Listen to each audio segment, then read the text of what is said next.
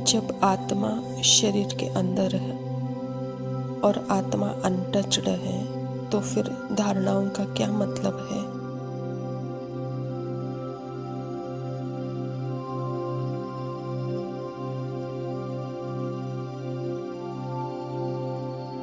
यह प्रश्न एक्चुअल में कौन पूछ रहा है? आत्मा तो नहीं पूछ रही है।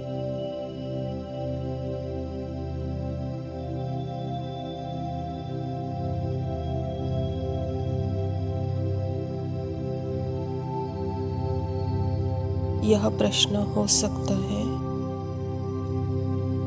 Only form of the dream character, क्योंकि आत्मा का नेचर क्या है?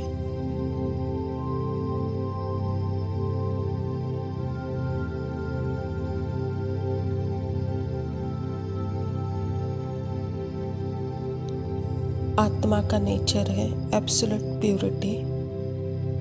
प्योरिटी आत्मा का ट्रू नेचर है। लव आत्मा का ट्रू नेचर है।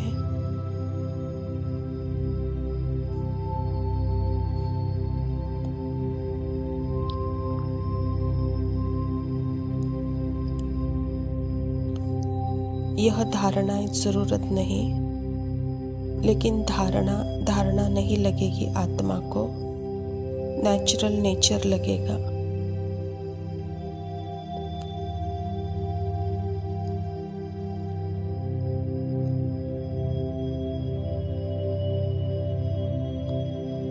क्योंकि पवित्रता उसका रियल नेचुरल नेचर है।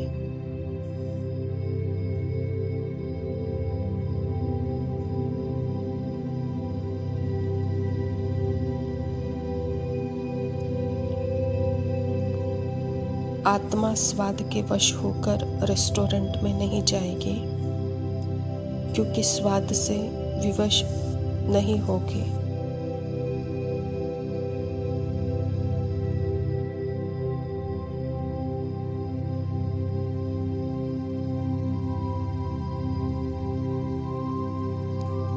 वह अपने कानों से फालतू की बातें जाने नहीं देगी।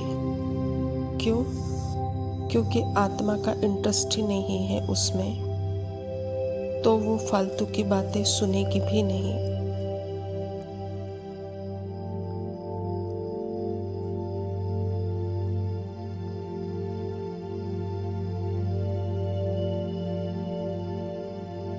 और आत्मा का नेचर क्या है? देखने का। आत्मा क्या देखेगी? जो परमात्मा देखेगा।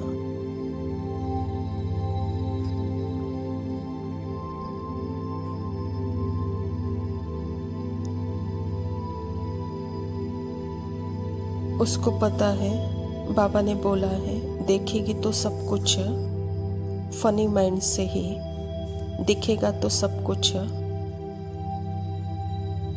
जैसे कि वह भ्रम दिखेगा, पर समझ मेरी खुल जाएगी तो उस समझ से, तो वो समझ के आँख से देखेगी।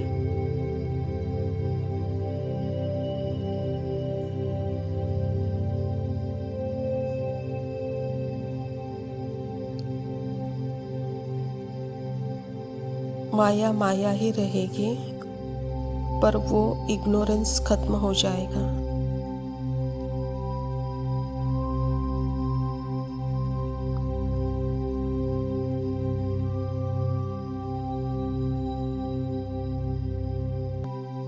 तो मर्यादाएं नहीं लगेगी, नेचुरल नेचर लगता है।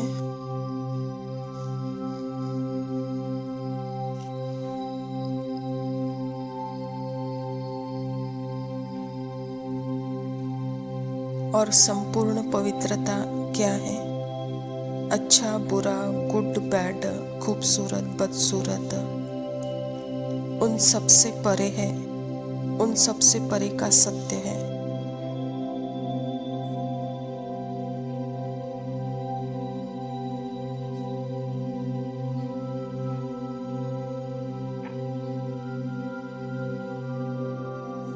न गुड के प्रति आकर्षण, न बैड के प्रति घृणा।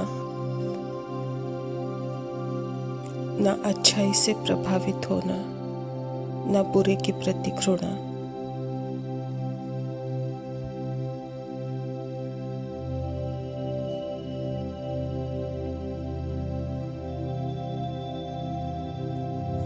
पवित्रता आत्मा का नेचुरल नेचर है। Complete stillness, complete silence, complete purity.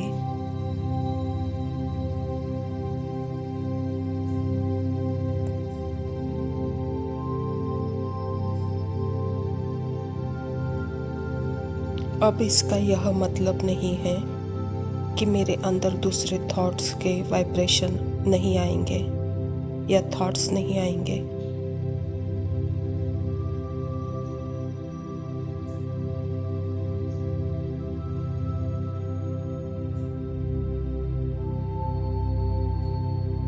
वो सब आएंगे, पर मुझे अपना ट्रुथ, जो नेचुरल नेचर है कि मैं कौन हूँ,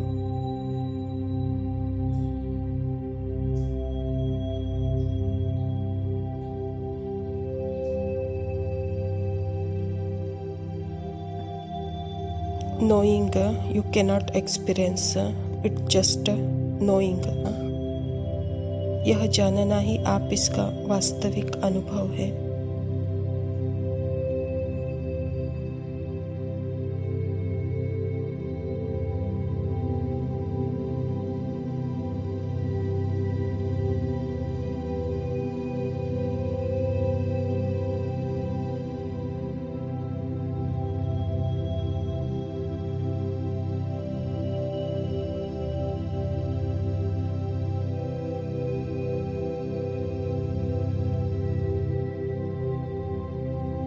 ओम शांति। प्रातः मुरली बाप दादा मधुबन। मीठे बच्चे, सतगुरु आया है तुम्हारी ऊंची तकदीर बनाने, तो तुम्हारी चलन बहुत बहुत रॉयल होनी चाहिए। स्वयं परमपिता परमात्मा शिव बाबा प्रजापिता ब्रह्मा के तन में आकर के हम बच्चों को ऊंची तकदीर बनाने के लिए आए हैं, तो हमारी चलन बाबा कहता बहुत रॉयल होनी चाहिए। प्रश्न है, ड्रामा का कौन सा प्लान बना हुआ है, इसीलिए किसी को दोष नहीं दे सकते हैं। उत्तर, ड्रामा में इस पुरानी दुनिया के विनाश का प्लान बना हुआ है, इसमें कोई का भी दोष नहीं है। इस समय इसके विनाश के लिए प्रकृति को जोर से गुस्सा आया है। चारों ओर अर्थक्वेक होगी, मकान गिरेंगे, फ्लड आएगी, अकाल पड़ेगा। इसीलिए बाप कहते हैं बच्चे, अब इस पुरानी दुनिया से तुम अपना बुद्धि योग निकाल दो, सतगुरु की श्रीमत पर चलो, जीते जी देह का भान छोड़ते जाओ, अपने को आत्मा समझ बाप को याद करने का पुरुषार्थ करते रहो। ड्रामा अर्थात ही एक कहानी, और कहानी का आदि भी है तो कहानी का अंत भी है, उसका बिगिनिंग, उसका एंडिंग। तो बाबा कहता है कि बच्चे, अभी यह सृष्टि नाटक के 5000 वर्ष के बाद अब इसका एंडिंग है, अर्थात ड्रामा में विनाश भी है। इस समय प्रकृति को जोर से गुस्सा आ रहा है, तो बाबा कहता बच्चे, यहाँ अर्थक्वेक होगी, मकान गिरेंगे, फ्लड्स आएगा, अकाल पड़ेगी, बरसात होगी, यह सब कुछ होगा क्योंकि यह पुरानी दुनिया है, इसका विनाश होना है। तो हम बच्चों को परमात्मा जीते जी सतगुरु श्रीमत दे रहे हैं कि देह भान छोड़ते जाओ और अपने को आत्मा समझने का पुरुषार्थ करते जाओ और परमात्मा को याद करते जाओ। इससे विकर्म विनाश होंगे और आपका अंत श्रेष्ठ गति को पाएगा, कहता बाबा। धारणा के लिए मुख्य सार है, पहला पॉइंट है, इस देह के नाम रूप से न्यारा होकर देही अभिमानी बनना है। ऐसी चलन नहीं चलनी है जो सतगुरु की निंदा हो। मैं हूँ ही देही, मेरे बिना यह नाम रूप, इसका कोई अलग अस्तित्व नहीं है, इस माइंड का कोई अलग अस्तित्व नहीं है। मेरे से ही यह बने हुए हैं और मेरे अंदर ही यह है। और इस स्थिति को जैसे अपने आप को अलग रूप में देखना देही अभिमानी कहा जाता है। दूसरे पॉइंट है, माला का दाना बनने के लिए बहुतों को आप समान बनाने की सेवा करनी है। आंतरिक खुशी में रहना है कि हम राजाई के लिए पढ़ रहे हैं। यह राजाई है ही नर से नारायण बनने की। विजय माला का गायन है तो विजय माला अर्थात ही बाबा कहता बच्चे जैसे आप अभी अनुभव कर रहे हो तो अनेकों को भी आप समान बनाने की सेवा करो। यह आंतरिक खुशी रखो। जो पढ़ाई हम पढ़ रहे हैं वह पढ़कर हम नर से नारायण बनेंगे, नारी से लक्ष्मी बनेंगे। वरदान है, निरंतर याद द्वारा अविनाशी कमाई जमा करने वाले सर्व खजानों के अधिकारी भव। निरंतर याद द्वारा हर कदम में कमाई जमा करते रहो तो सुख, शांति, आनंद, प्रेम इन सब खजानों के अधिकार का अनुभव करते रहेंगे।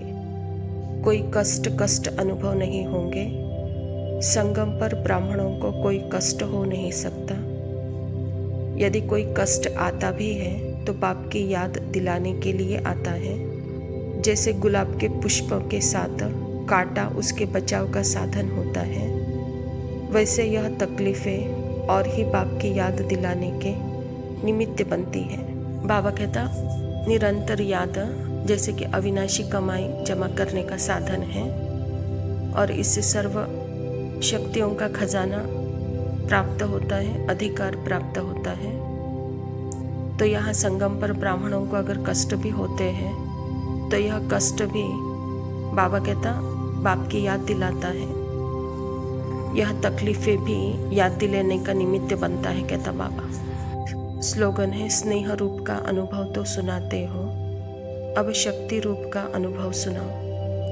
अच्छा मीठे मीठे सिकिलदे बच्चों प्रति माता पिता बाप दादा का याद प्यार और गुड मॉर्निंग। रूहानी बाप की रूहानी बच्चों को नमस्ते। हम रूहानी बच्चों के रूहानी माता पिता बाप दादा को याद प्यार और नमस्ते। लव यू बाबा, शुक्रिया, ओम शांति। शिव की छाया पाऊं मैं, देह से ऊंचा उठ करके आत्म स्वरूप जगाऊं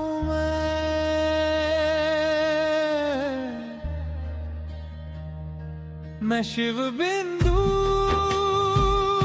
शांत स्वरूप, न कोई सीमा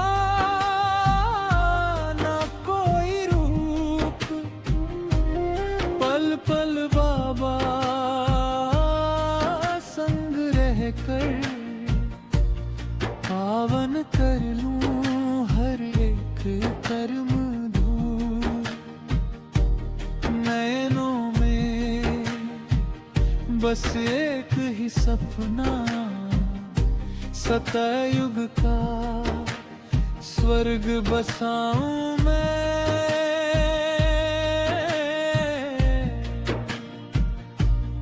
याद की लो जलाऊं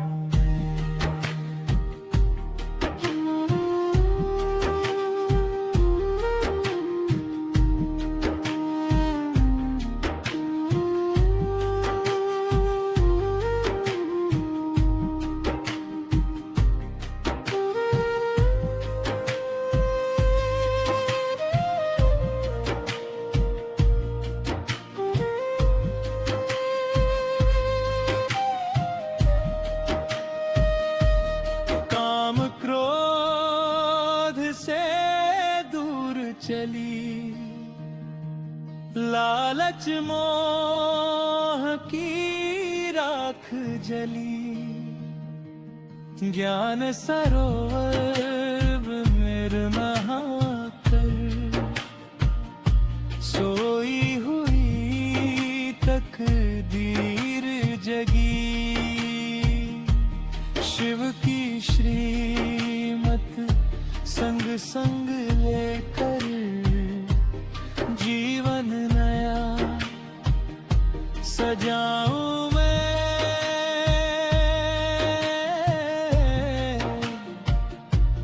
याद की लो जलाऊं मैं।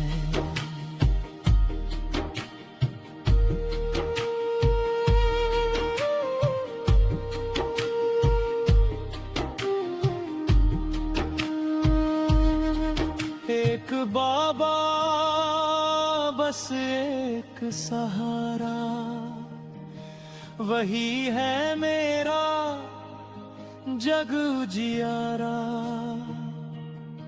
हर श्वासों में नाम समाया,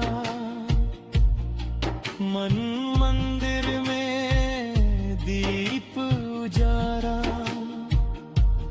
विश्व कल्याण की सेवा में हर पल खुद को लगाऊं मैं।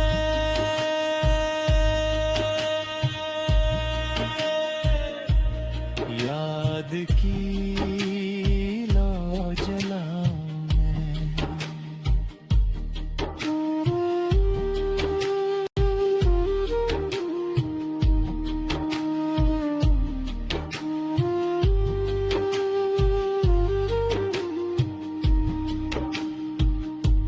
संगम युग की इस वेला में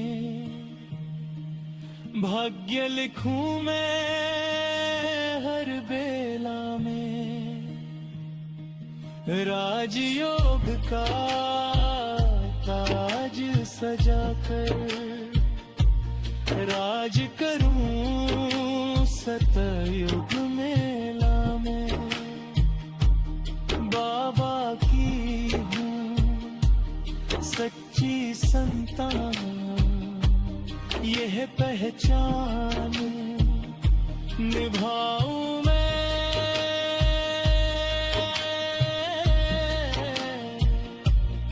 याद की लो जलाऊं मैं।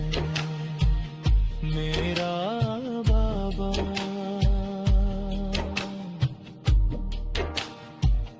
मेरा